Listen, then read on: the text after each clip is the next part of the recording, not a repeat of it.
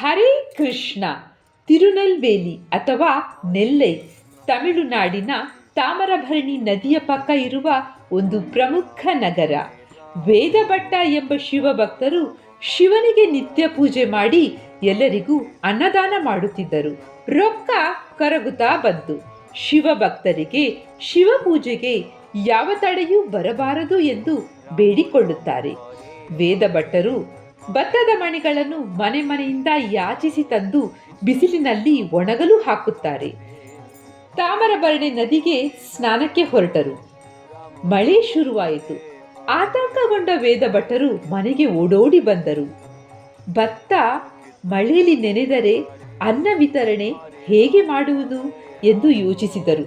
ಅಲ್ಲಿ ಬಂದಾಗ ಆನಂದ ಮತ್ತು ಆಶ್ಚರ್ಯ ಕಾದಿತ್ತು. ಭತ್ತದ ಮಣಿಗಳು ನೆನೆಯದೆ ಬೇಲಿ ಹಾಕಿದ ಹಾಗೆ ಸುರಕ್ಷಿತವಾಗಿತ್ತು. ಶಿವನ ಈ ಲೀಲೆಯನ್ನು ಕಂಡು ವೇದಭಟ್ಟರು ಕಣ್ಣೀರು ಸುರಿಸಿದರು. ಭಕ್ತಿ ಇನ್ನೂ ಹೆಚ್ಚಾಯಿತು. ಕೀರ್ತಿ ಪಡೆದ ನೆಲ್ಲಯ್ಯಪರ ದೇವಾಲಯವನ್ನು ಕಟ್ಟಿದರು.